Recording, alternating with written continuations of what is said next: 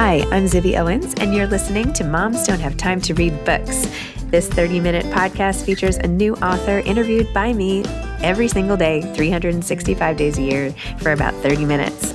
I am also the publisher for Zibby Books, which publishes 12 books a year in fiction and memoir. Our books are already out now. You can check it out on zibbybooks.com. And we have a magazine called Zibby Mag, where we have lots of wonderful essays and lifestyle features. That's at zibbymag.com. We have classes at zibbyclasses.com.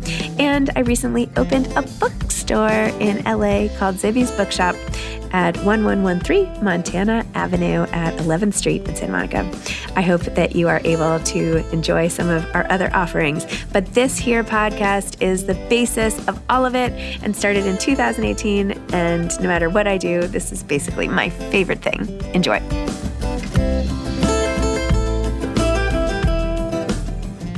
Susie Luo is the author of Paper Names, a novel. Susie is a writer based in New York. She graduated from the University of Pennsylvania and Cornell Law School. She wrote at night while working as an investment banker at Goldman Sachs. Paper Names is her first book. Welcome, Susie. Thanks so much for coming on Moms Don't Have Time to Read Books to discuss Paper Names. Of course. I'm so excited to be here. I love this because here I am on the Upper East Side reading about the Rosewood on the Upper West Side and like the trips to the Hamptons and all of that. This is really wonderful. Thank you. Yeah, I definitely get inspired by what's around me. Are you in New York? Yeah, I live on the Upper West Side. Oh, great. Awesome. Yeah. Well, why don't you tell listeners what Paper Names is about? Sure. So Paper Names is a story about two families who are on different tracks of the American dream, and then they're set on a collision course with each other. One is a Chinese family who immigrated to the States, and the other is a white wealthy family with a dark secret. An unexpected act of violence happens at the beginning of the story, and that ties the two families together. And then we follow the characters over 2 to 3 decades as they make decisions that both reflect on who they are and who they want to become. It's amazing. You are a great writer, and I feel like you immediately get us into the scenes. I am so rooting for Tony, even though I shouldn't be rooting for Tony, but you have like all these complex characters. And I've always wanted to read, maybe this sounds silly, like just growing up in New York City, I always want to know more about the lives of the doorman. I even wrote an article about this for Quest magazine like a long time ago, like what your doorman must be thinking about you. I should send it to you. But you give the whole backstory of Tony's life. And even though he does things that we might not agree with, you also paint him in a way that we want to root for him and his family, because here he is, this like amazing engineer coming over and being a doorman and studying, and like this image of him in the lobby with the dictionary is so amazing. And, you know, Tammy, you did 9-year-old girl talk very well. I have a 9-year-old girl, so this is particularly interesting for me. I don't know. I feel like the way you paint people where we see all their weaknesses, like Oliver hiding out, not helping, but then make them sympathetic by like whatever's happening with his grandfather. I don't know. It's very cool the way you did it all. I really enjoyed it. Oh, thank you so much. And thank you for taking the time to read the book. I think, honestly, on this publishing journey, publishing is such a black box. There's so many ups and downs, but something I keep trying to remind myself is I just never thought people would ever read what I wrote. So I just always want to be grateful and thankful for having that. Oh, well, it's fast-paced. Like it's easy to inhale the book, which I love for time-starved readers, but also you just like can't help rooting for everyone in different ways. Was that your intention, or is that just what I'm taking out of it? Or tell me about where even the germs of this idea came from and all of that. Yeah. And so I started writing Paper Names the first month of lockdown. So May 2020. We were all on pause, right? Isolated, not seeing our family and friends. And during that time, it also struck me that I was missing the small daily interactions, like saying hi to my doorman, saying hi to the security guard outside my office, like the cafeteria lady who I always saw. I've seen these people sometimes more often than my closest friends and family, right? And like, I'm sure everyone can relate to that. These are the interactions that really fill up the fabric of our lives. So that's kind of where the germ started. I want to explore a relationship between a doorman and the residents of a wealthy building. Just thinking about how do they interact, but past that, how do they actually think about how they're each interacting? And and what would make their lives actually intersect more than just the daily small talk. So yeah, that's how I came up with paper names. And I'm so glad you root for all the characters, because sometimes I think I worried that it'd be difficult to root for some of them. Yeah. But to me, they're so real. Like, it's so real. Yeah, when I get into writing, it's like I actually dream like them. Like I think about them all the time. Like even when I go for a lot of runs in Central Park, I'm just always thinking about them. And what I do love is, even though the beginning of the book is always harder to write because I'm trying to figure them out, towards the end, I'm just like sprinting because I know exactly what they would say or wouldn't say. And that's a really rewarding part. I'm sure, because you've written as well, like everyone loves like when you get to that like kind of 2/3 juncture, you're like, okay, I know who these people are. Now I'm just going to be able to finish the story. Like knowing you can finish it is so satisfying. That is a good feeling. Yeah. Yeah. Tony's immigrant experience also, I feel like, highlights what we hear about so often. Oh, so-and-so left behind his job as an engineer and now he's a doorman and here he's studying. But this is so different because you let us, and this is like the joy of fiction, really, right? When you're in somebody's home and heart and mind and you see what they're up against. And, even when Tony is fantasizing that maybe after this class, he'll get a job at Netscape or something. Is that what you said? Yeah. The 90s. Yeah. Right. AOL. I was like, wait, what? Yeah. But it's the hopes. Everybody clings on these little dreams and hopes. And then you see their hopes dashed when like Oliver walks by or I think it was Oliver, somebody walks by and it's just like, oh, it's too late for him. Why is he even bothering with the dictionary? And it's so sad, but inspiring at the same time. And people's perceptions, like you say, are just, often misaligned with what's really going on.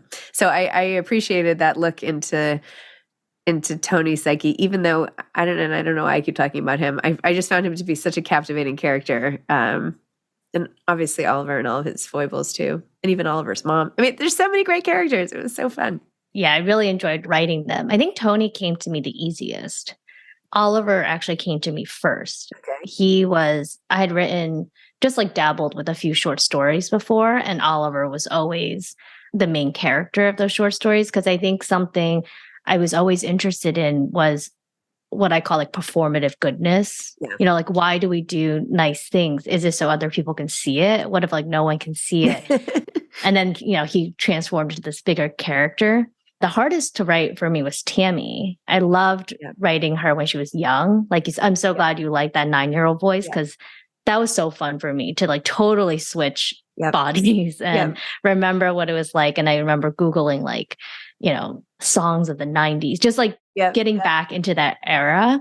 But I thought it was actually really hard for me to write older Tammy because she's not me at all, but I felt like that would be the natural implication. That's like, oh, I'm writing myself. And so I think I held her at arm's length for a long time, being like, no. It's like, I know she's a lawyer, but she's not me. Like, I promise. And then finally, once I really felt like she was her own character, I was able to dive in more. Interesting.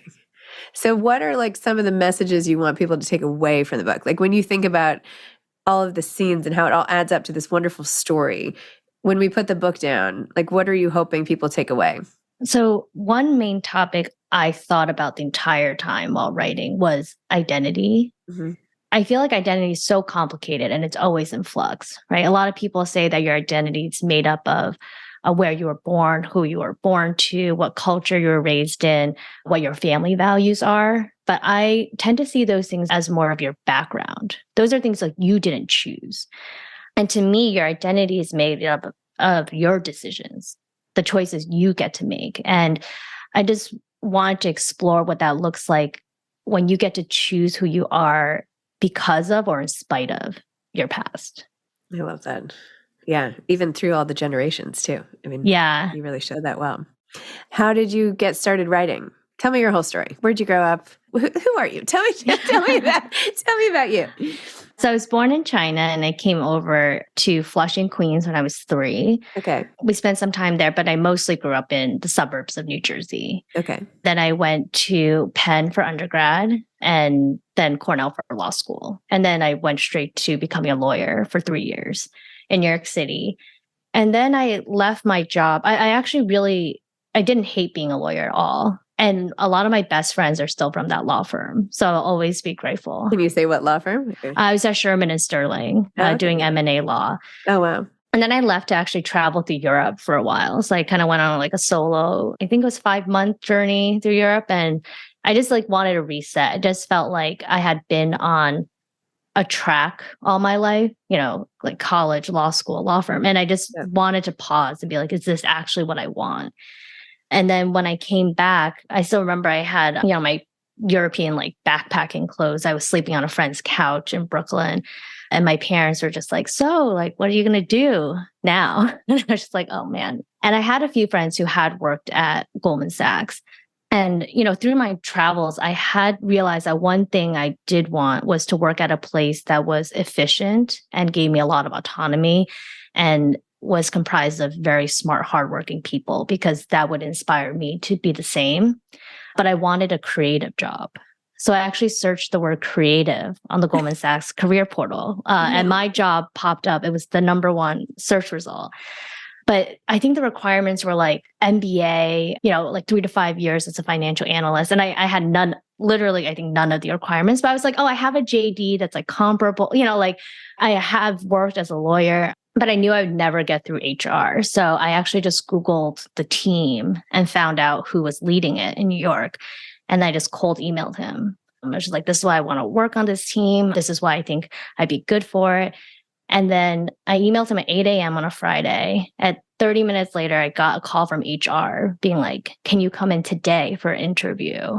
What? Yeah. And I tried to push they were like 1 o'clock. I was just like, I have no work clothes, like I had nothing on me. And I was like, oh, how about like 2 o'clock? And I remember like running like into a taxi, like going to Theory, like this amazing like store manager, like running around after me being like, oh, try this on. Like it was like a scene out of a movie. And I remember rushing into the office. And I think why my interview went so well is like, I didn't prep at all. I was just like very much myself. And I was like, I want you to know I don't know any finance, but I'm going to learn it. This is not how like life works. Like, it's not just that like you come in with the knowledge. Sometimes like you do get some leeway to just learn it if you want. Yeah. So that was probably my perfect corporate job. If I had to stay in corporate, I would still work there. And, wait, what was the job? Creative what? I was an investment banker, but for future technologies. So I would speak to big corporates and private equity about virtual reality or like smart cities. It was a lot of storytelling, just like naturally built in, like, oh, where are we now? Where do we think we'll go? What companies will lead us there? And my boss, Brian, was great, probably still the best boss I've ever had. So again, like I didn't leave because it was a bad job, but I think all of like my experiences together somehow added up into writing. And I don't have any plans of leaving this writing job I have. Yeah. So now you're writing full time? Yes. Wow. That's so cool. So have you already written your next book?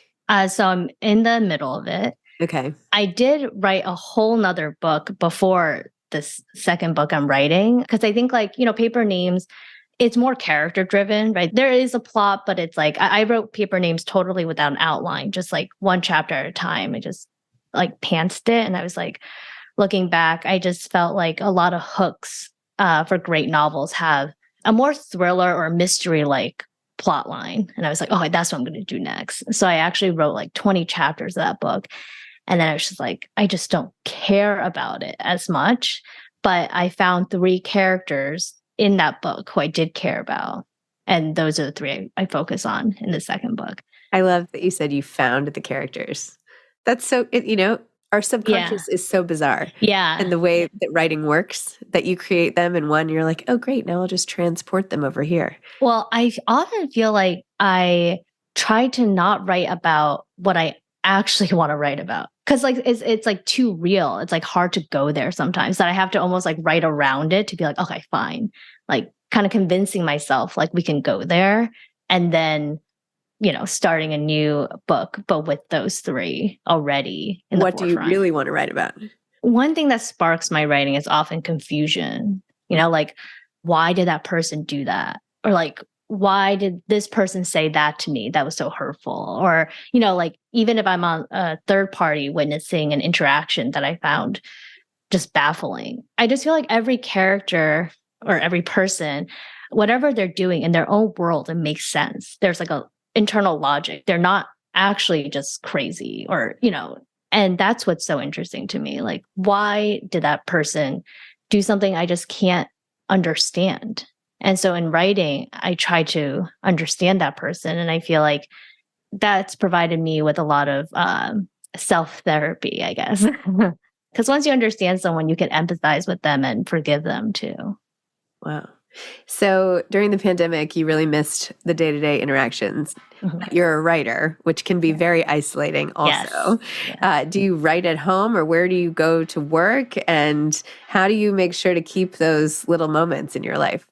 So I do write at home. I have a great dog that she just curls up next to me as I write. And I love my home. I feel like I really try to make it a place that every night when I come home, it's like my little nest. So I do write here, but I try to work out every day, whether it's yoga or like a run in the park. And you start seeing similar faces, over and over again. And it's just like nice to have a community that's outside of writing as well. And then I also have to make a concerted effort to make sure I plan dinners and time with friends. With writing, it's so hard because I'm my own boss. So in a lot of ways, it's like, yeah, I'm supposed to write today, but sometimes then it's like 11 p.m. and I'm like, okay, I have to still write today. Like I like wasted my whole day away. I don't even know what I was doing.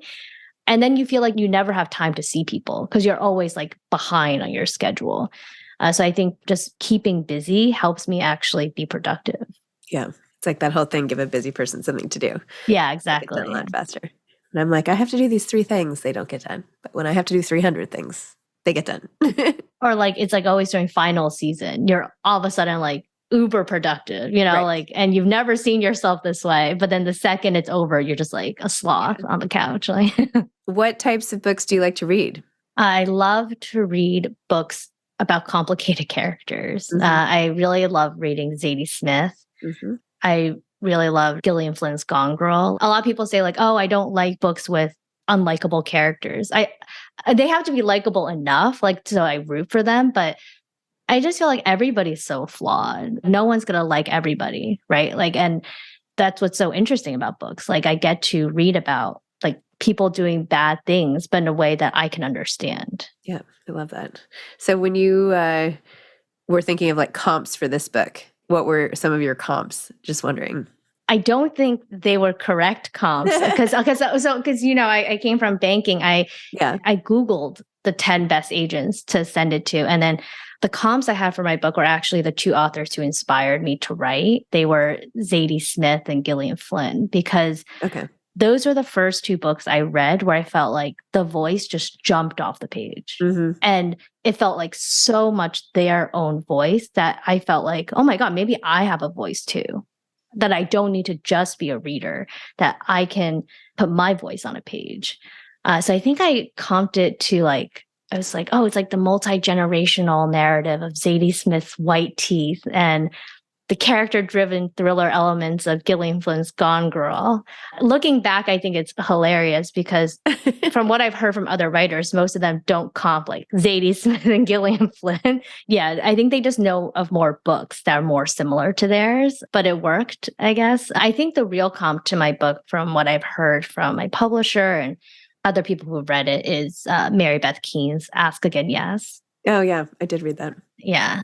I think our style of writing is similar. Hers is also similar. It's like, not so plotty, but a lot of character switches points of view. Yeah, I love that book. Interesting. So I'm happy that that's my comp. Yeah. So great.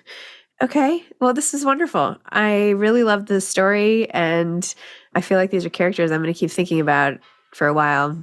And hats off to you. It's really great. Thank you so much. And thanks for having me here. No, it was a pleasure. All right. Hope our paths connect soon, especially right here in the city. Oh my goodness. You should have come Yeah, up. be good to meet up. Yes. All right. Thanks a lot. Bye-bye. Thanks. Bye. Thanks for listening to this episode of Moms Don't Have Time to Read Books. Don't forget to follow me on Instagram at Zibby Owens and at Moms Don't Have Time to Read Books. Also sign up for my newsletter at zibbyowens.com and sign up for my virtual book club and meet lots of authors on Zoom every other week. Thanks so much to Steve and Ryan at Texture Sound for the sound editing. And thank you to Morning Moon Productions for providing this fantastic intro and outro music.